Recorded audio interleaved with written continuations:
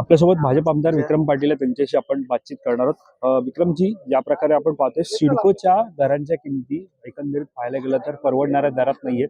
त्या परवडणाऱ्या दरात याव्या, सर्वसामान्यांना घरं मिळावी. नवी मुंबईमध्ये साधारणतः प्लॅनिंग ही सिटी असताना अशा प्रकारे वाढलेले दर, हातामध्ये सर्व कागदपत्र तुम्ही घेऊन आलेला काय सांगा? सिडकोच्या अधिकाऱ्यांची उदासीन मानसिकता, मुजोर मानसिकता, सुलतानी मानसिकता याला विरोध करण्यासाठीचा माझा हा प्रयत्न आहे. खरं तर सरकारच्या माध्यमातून प्रयत्न होतोय, देवाभाऊंच्या माध्यमातून मुख्यमंत्री म्हणून प्रयत्न होतोय की गरिबांना घरं मिळाली पाहिजे, त्यांचं भलं व्हायला पाहिजे. मुंबईच्या फार दूर त्यांना जायला लागू नये, त्यांना मुंबईच्या आसपास राहता यावं म्हणून नवी मुंबईमध्ये हे प्रकल्प उभारले जातात. पण हे राबवताना सिडको मात्र काय करते, त्या घरांच्या किमती फुगवते.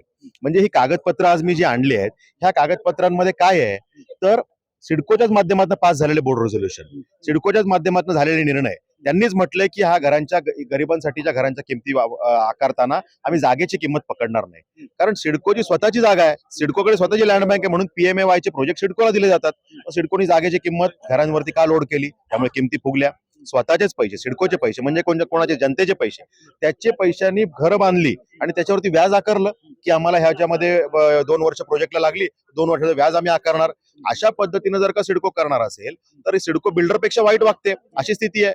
DPR मध्ये सिडकोनी म्हटलंय की यामध्ये आम्ही ही घरं 20 लाख 30 लाखाला देऊ. प्रत्यक्षात मात्र ह्या घरांची किंमत 60 लाख 70 लाख होते. हे का घडतं? आणि त्यात त्यांनी म्हटलं की जर किमती वाढल्या तर त्या आम्ही सहन करू. मग जर का अशा पद्धतीनं सिडको जर का गरिबांची फसवणूक करणार असेल तर प्रायव्हेट बिल्डर आणि सिडकोमध्ये फरक काय? मग ही धोरणं सिडकोच्या अधिकाऱ्यांनी बिल्डर धार्जिनी ठेवलेत का, हा माझा प्रश्न आहे. त्यामुळे मी आता ही सगळी कागदपत्र जी सिडकोचीच आहेत ती आम्ही त्यांना देणार आहे आणि ह्या घरांच्या किमती 30% ते 50% कमी होऊ शकतील जर काही कागदपत्र फॉलो झाले. एकीकडे नियमावली सुद्धा आहे, दुसरीकडे तुम्ही कागदपत्र आणलेली आहेत, जागांचे भाव आहेत ते सिडकोनं घरांच्या किमतीमध्ये लावले, तुम्ही असा आरोप दावा सुद्धा करत आहात. मात्र आता ही जी डॉक्युमेंट तुम्ही आणलेले आहेत सगळे कागदपत्र, हे कोणाला देणार आहात, ही पुरावे कोणाला देणार आहात, मागणी कोणाकडे? हे नगरविकास मंत्री तथा उपमुख्यमंत्री एकनाथ शिंदेजी यांच्याकडे मी कागदपत्र देणार आहे आणि ही कागदपत्र फक्त फॉलो केली तर या घरांच्या किमती कमी होऊ शकतील. कारण गरिबांना आज इतका त्रास आहे, स्वतःच्या राहत्या घराचं भाडं ते भरतायत, दुसरीकडे ते त्यामध्ये ह्या घरांचे हप्ते भरतायत, कारण अजून प्रोजेक्ट पूर्ण व्हायला 2-2 वर्ष लागणार आहेत. त्यामुळे ते निर्णय सुधारून घेतले पाहिजे.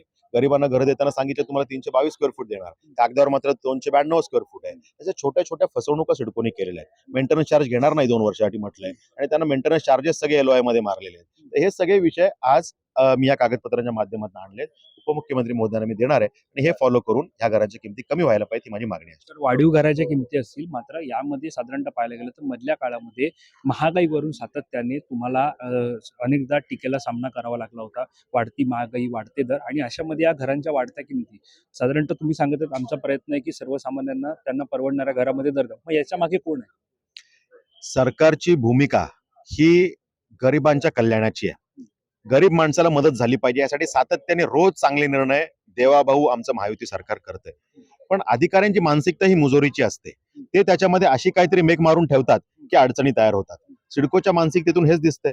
जर का ह्यांनी स्वतःचेच नियम पाळले असते तर ह्यांना घरांच्या किमती कंट्रोलमध्ये ठेवता आल्या असत्या, एवढ्या किमती वाढल्या या नसत्या. अधिकाऱ्यांवरती कारवाईची मागणी तुम्ही करणार? 100% अधिकाऱ्यांचा प्रश्न समोर आहे. 100% अधिकाऱ्यांची मानसिकता ही नकारात्मक आहे आणि त्याच्यावरती कारवाईची मागणी मी करणार.